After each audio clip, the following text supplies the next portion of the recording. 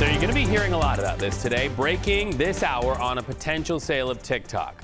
Here's what's going on. President Donald Trump and Chinese President Xi Jinping have wrapped their phone call this morning where they talked about approval of a deal for TikTok to be sold to a group of U.S. investors. The two also talked a lot about trade, so we will as well. Mr. Trump giving kind of a glimpse of how he says the call went down. His post on Truth Social, the president reports a very productive call and an agreement for the two to meet at the APEC summit in South Korea. There's also mention of the potential for China's president to return to the United States for a visit at some point. So let's bring in CBS News White House reporter Aaron Navarro. Good to have you with us, Aaron. Big issues in that call, but I think what everybody really wants to know about is the potential sale of TikTok. Start us off there.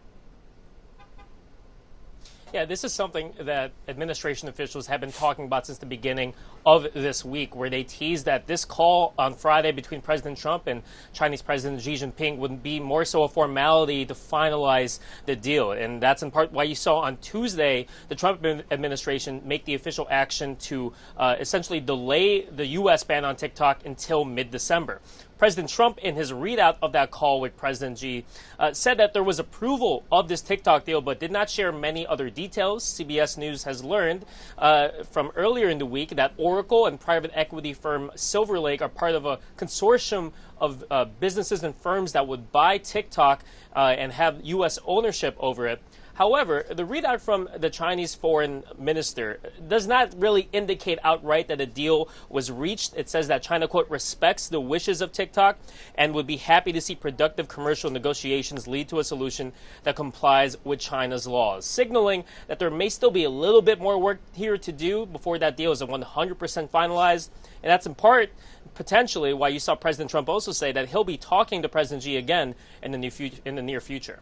So we'll be talking about trade and TikTok here in just a minute in this broadcast. But while we have you, we want to ask you about this. A judge in Florida reportedly dismissing President Trump's lawsuit. This was a defamation case against the New York Times. What reasoning did that judge give?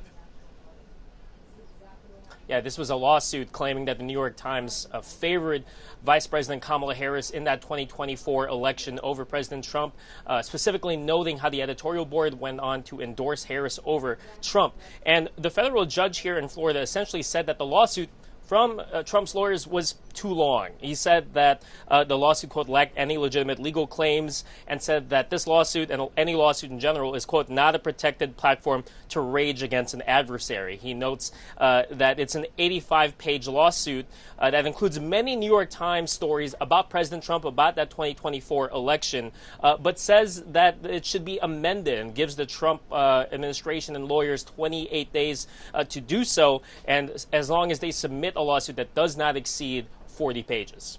All right, Aaron Navarro, thank you so much. Likely those headlines will be scrolling on your TikTok feed. So let's get back to that crucial call this morning between the leaders of the world's two largest economies. The TikTok component is just one of the many concerns because tariff negotiations could affect the areas of tech and manufacturing as well. So many puzzle pieces. We're looking at where they fit together. And the expert here, CBS News Money Watch correspondent Kelly O'Grady. Good to have you with us on a Friday, Kelly. A lot of headlines will come out of these negotiations. Which industries will you be looking at for the biggest impacts? Yeah, so a few. I mean, remember the tariff that is on pause is a very big one, 145%. Right now we're down to 30%. But I think broadly, which is something that would affect all of the industries here that source from China, is where they land, if it stays in the same place, if it's higher or if it's lower.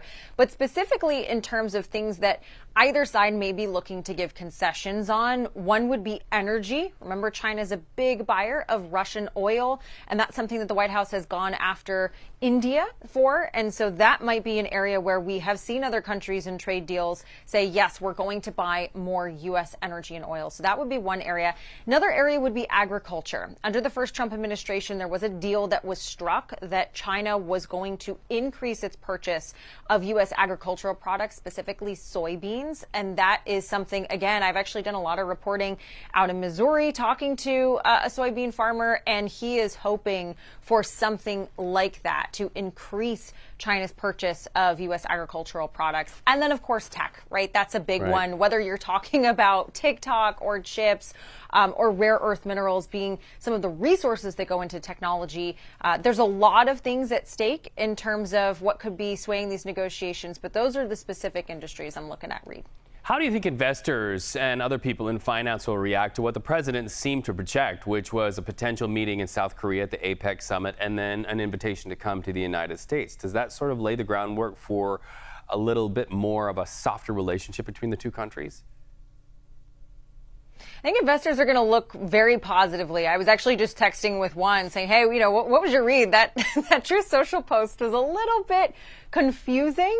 You know, not a lot of details, but his read was the same as mine, that this seems to be at least very positive. It wasn't any dramatic language. And the fact that they are going to meet, that signals good things. You know, these are two of the biggest economies in the world. You want better relationships for them, especially if you're an investor and you're thinking about a company's bottom line. And that is what drives the market, because, of course, this is all about profits at the end of the day when you're thinking about the markets. So, yes, but we will have to see. I mean, that meeting is October 31st, November 1st. That's when that summit happens. So a lot could happen before then, too.